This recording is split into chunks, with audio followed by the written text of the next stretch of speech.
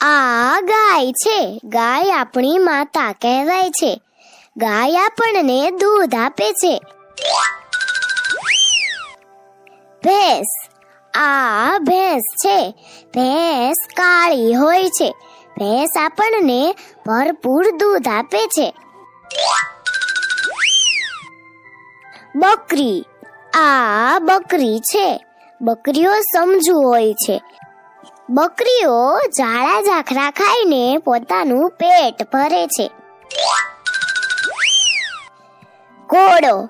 આ ઘોડો છે. ઘોડો સવારી માટે ઉપયોગમાં લેવાય છે.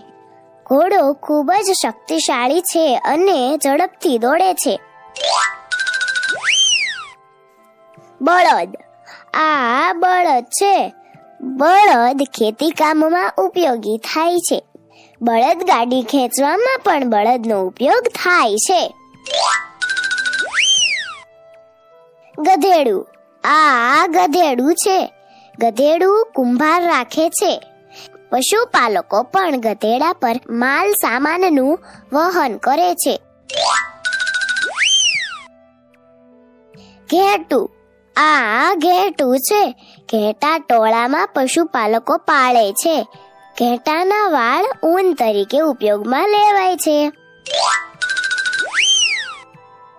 કૂતરો. આ કૂતરો છે. કૂતરો વફાદાર પ્રાણી છે. કૂતરો આપણા ઘરની ચોકીદારી કરે છે.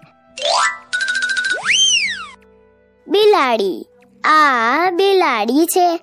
બિલાડી ઉંદરને પકડે છે. શહેરમાં લોકો શોખથી બિલાડી પાળે છે. ઊંટ. આ ઊંટ છે. ઊંટ રણ પ્રદેશનું વાહન છે. રણ પ્રદેશમાં માલ સામાનની હેરફેર માટે ઊંટ ઉપયોગી છે. સસલું. આ સસલું છે. સસલું સુંદર અને પોચું પોચું હોય છે. સસલાને લોકો શોખ માટે પાળે છે.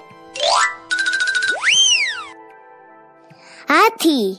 આ હાથી છે. હાથી મહાકાય અને કદાવર પ્રાણી છે. હાથીને જંગલમાં ભારે વસ્તુઓ ફેરવવા માટે પાળવામાં આવે છે.